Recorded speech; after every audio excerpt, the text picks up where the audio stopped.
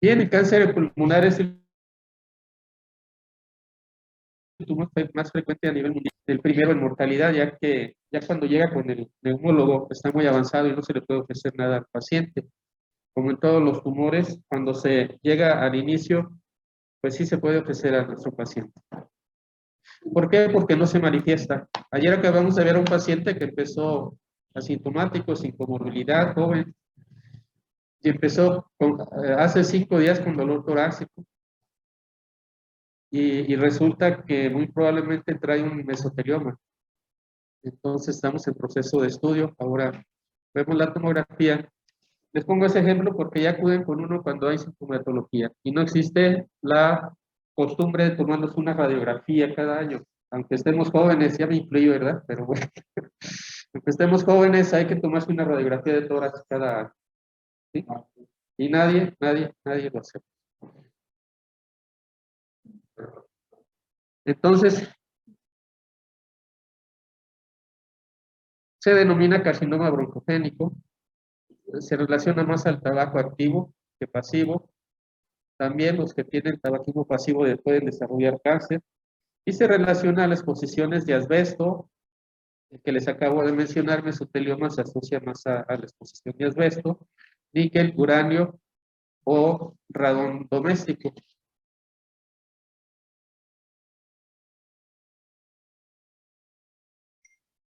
No se complicaron la existencia, lo pusieron como no microcítico y microcítico, o de células grandes, células pequeñas. De las células grandes, el cáncer de células escamosas, el adenocarcinoma, que dicho de paso es el más frecuente y sus manifestaciones a nivel periférico, el carcinoma de células grandes, el adeno escamoso, carcinoide, ya un cáncer no clasificado y el CA de glándulas salivales. El microcítico tenemos de células pequeñas, mixto de células pequeñas y grandes, y el cáncer de células pequeñas combinado. Bien. Dentro del riesgo familiar, pues sí existe un riesgo familiar en pacientes no fumadores con riesgo familiar. Existen genes, oncogenes y genes supresores. Los más involucrados son las familias KRAS, cuyas mutaciones parecen asociarse a un peor pronóstico, y el MIC, KRAS y MIC.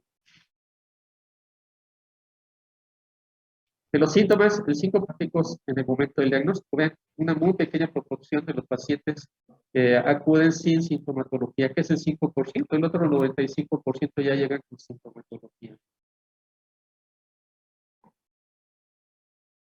Ponemos el ejemplo de que si llega un paciente y es asintomático, se toma una radiografía y sale un nódulo pulmonar solitario, que hacen un PET scan y resulta que está localizado, que no hay metástasis. Este paciente se somete a cirugía y se cura en un 95% de los casos. Sí, es mucha la gran frecuencia. También hay que tener en consideración que un paciente que es mayor de 50 años y es fumador, muy probablemente puede desarrollar cáncer en el 50% de los casos. La tos se va a manifestar en el 45 a 75%. Y desgraciadamente acuden cuando tienen tos y ya cuando existen hemoptoicos. Quiere decir que hay una participación vascular. De peso, 20-70%, disnea, 40-60%. Este paciente que les digo acudió por disnea y dolor torácico. Dolor torácico está entre 20 y 49%. Y hemoptisis, 25-35%. Dolor óseo, 6-25%. Bien. De los neurológicos, el 21%. Los dedos en palillo de tambor, 5-10%, fiebre. Una fiebre de origen desconocido puede ser cáncer, 10-20%. Una disfonía, sobre todo en cáncer laríngeo, o un cáncer pulmonar que está afectando el laringio recurrente, les puede dar disfonía o tonal, 3-13%. Ya vimos el síndrome de Horner, 2-10%. Astenia, 10%. También vimos el síndrome de vena cava superior, que es una urgencia oncológica. Al momento de detectarlo, tiene que mandarlo a radioterapia al paciente por su bien, más o menos 4%, y estridor 0,2%.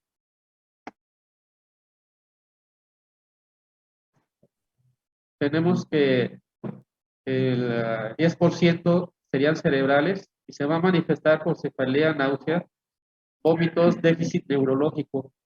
Muchas de las veces el paciente acude a consulta por cefalea nada más y resulta que tiene un cáncer pulmonar con metástasis al cerebro, ¿sí? Lo que es náusea, vómito, puede ser por cráneo hipertensivo debido a las metástasis. Hepáticas, 10 a 25%, se va a manifestar por debilidad, anorexia, dolor abdominal, aumentan las transaminasas, y óseas en el 20%, un dolor intenso,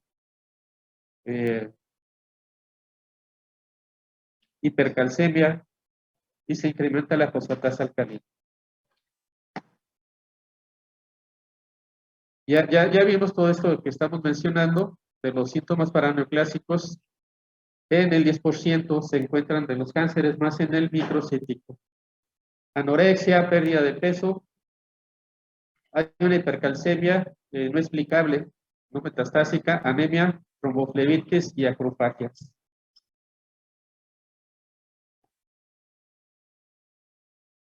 ¿Qué es? Nuestra misión es confirmar la existencia de la enfermedad tumoral, ¿sí? También determinar la extensión locorregional por lo de la clasificación TNM y ver las posibilidades de tratamiento. Y el estado funcional del enfermo, por ejemplo, un FEV1 postbronquiodilatador menor de 800 mililitros o menor del 30% del basal, contraindica una toracotomía, una cirugía, ¿sí? A este tipo de pacientes no se debe de someter a cirugía, ya que tiene una gran posibilidad de mortalidad. Y obviamente se hacen cuidados paliativos. Siempre que soliciten una radiografía de tórax, soliciten una lateral. ¿Por qué? Porque hay lesiones que están atrás del corazón y no se detectan. En la radiografía se van a detectar nódulos, masas pulmonares, adenopatías a nivel iliar. Y cuando ya hay progresión tumoral, pues puede haber atelectasia, derrame pleural, linfangitis. Si después, eso fue una pregunta que se les hizo en el examen, ¿qué tratamiento, después de cuántas semanas se puede considerar que una neumonía ya no es neumonía? Son 8 semanas, ¿sí? Entonces puede ser muy probablemente una tumoración. La tomografía helicoidal que vamos a encontrar ya de los nódulos pulmonares, si es más de 12, pensar que puede ser acto de malignidad. Si hay una morfología irregular o lobulada, datos de malignidad de nódulo pulmonar, orden mal definidos, espiculados, salud, cavitación con pared gruesa o pseudocavitación. Los nódulos satélites, hay que ver la velocidad de crecimiento, se duplica el tamaño entre 30 y 200 días, los nódulos pulmonares. Una calcificación excéntrica y un aumento de densidad arriba de 40 unidades Hounsfield. La resonancia es de poca utilidad a nivel pulmonar, esa nada más se utiliza a nivel de ilio o de mediastino, ¿sí? La clasificación ya la vieron, de la TNM, la vamos a aplicar. Esta sería la N, M que sería metástasis. Y estos serían los estadios en base a TNM. Estadio 0 sería una, por ejemplo, cuando no entra en el estadio y no se ha detectado el tumor, por ejemplo, carcinoma oculto, se va a denominar con TX. Si ustedes ponen una TX, quiere decir que hay un carcinoma oculto. Y tienen que hacer los estudios correspondientes para llegar al diagnóstico. El estadio 0, o sea, ahí no podemos usar estadio. El estadio 0 sería el tumor in situ. T y S, donde no hay metástasis, o sea, no hay ganglios y no hay metástasis, ¿verdad? Estadio 1A, estaría la tumoración T1A, 1B, no adenopatía, no metástasis. Estadio 1B, la tumoración 2A, no adenopatías, no metástasis. Estadio 2A, que es T1, T1B, ya empiezan los nódulos y así va incrementándose lo que es el estadio, ¿verdad? Bien.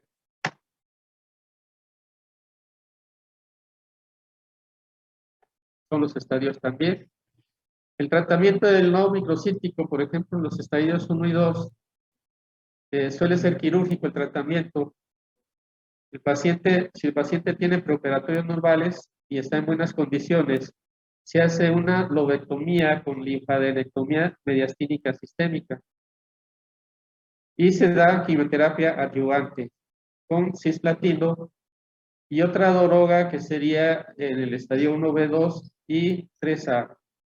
La sobrevivencia a 5 años en 1A y 2B es del 50% y del 43%.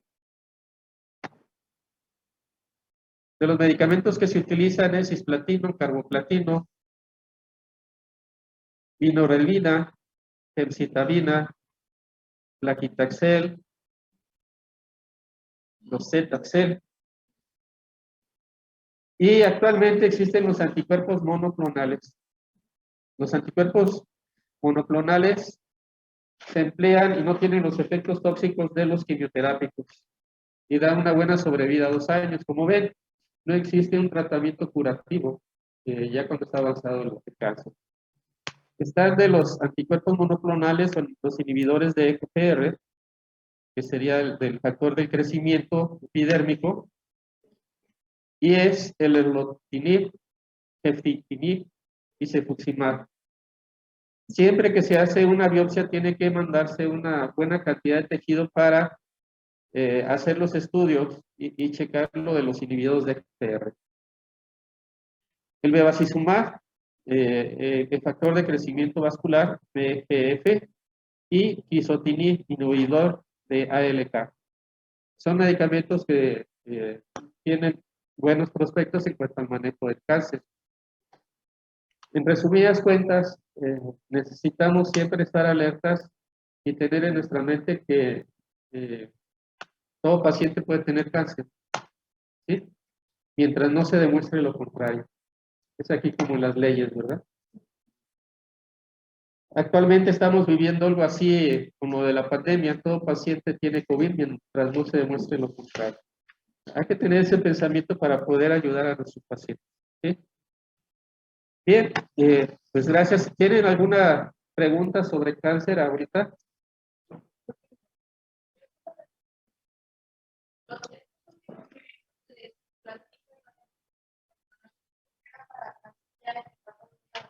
No necesariamente. Sí, no necesariamente. ¿Sí?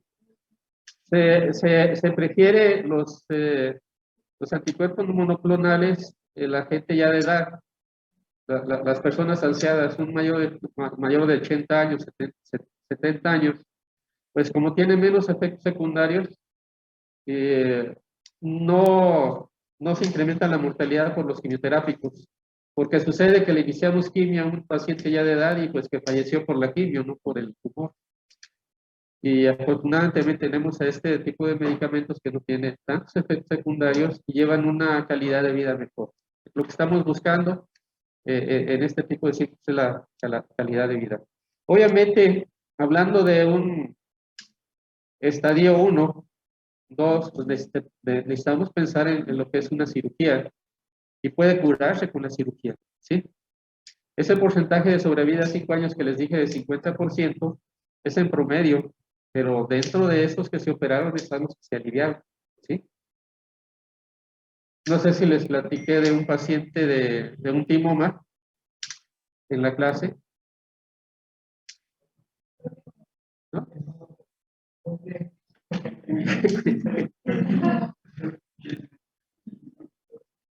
ay, ¿cómo se llamaba? Ay, ¿cómo le voy a cambiar el nombre porque a lo mejor lo conoce. Sí, es de aquí de Aguascalientes. Y llegó a mi consultorio privado y, doctor, quiero que me revise. Tengo cáncer. Espérese, todavía no puedo decir si tiene cáncer o no. Sí, es que soy fumador y empecé a arrojar flema con sangre. Mírela y me la traía ahí. Dije, espérese, vamos a estudiar. Y pues, como tenía derecho al ISSSTE, lo hospitalicé, ahí lo vimos. Y resultó que traía una tumoración. Y le intentamos hacer una biopsia con Trucut por la espalda izquierda. Se obtuvo un tejido y me reportaron como hemartroma.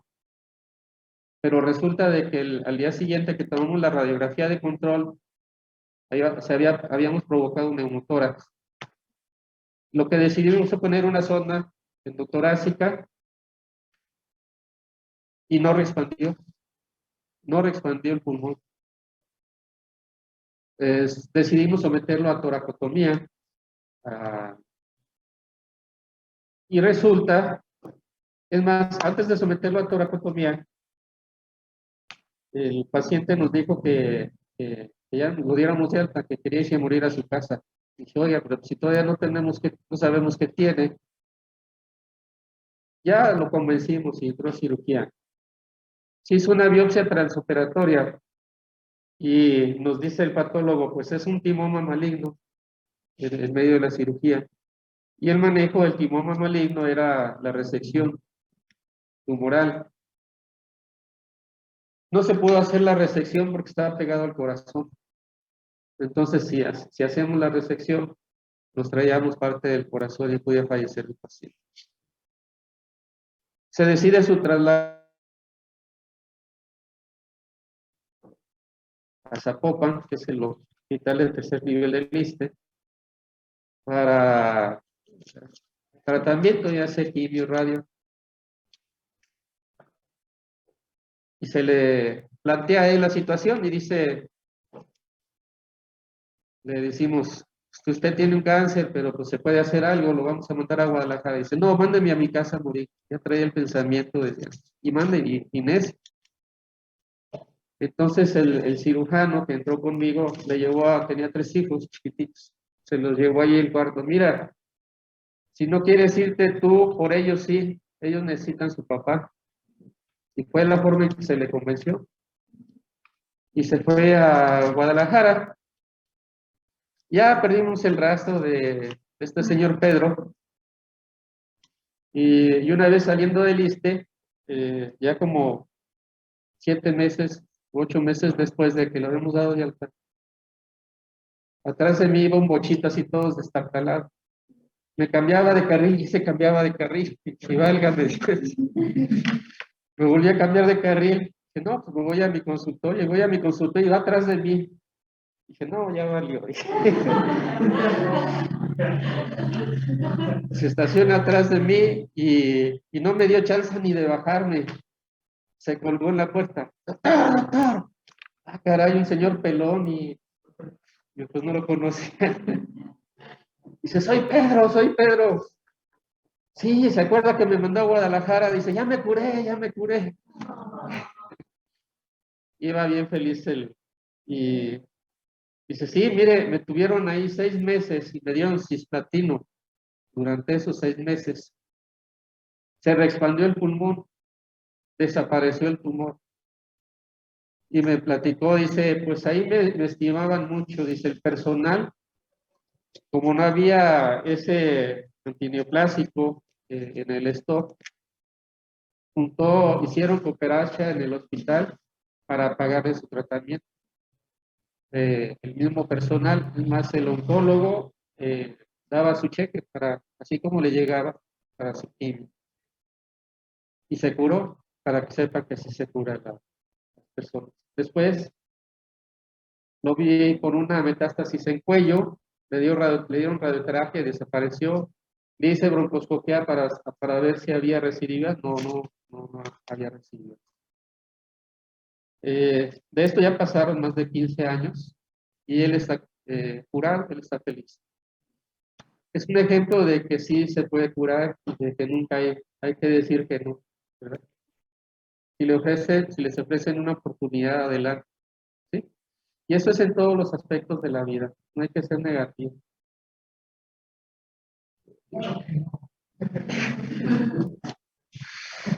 Muy bien, entonces, pues terminamos el día de ahora con Pedro y nos vemos el día de mañana con insuficiencia respiratoria, ¿sí? De nada.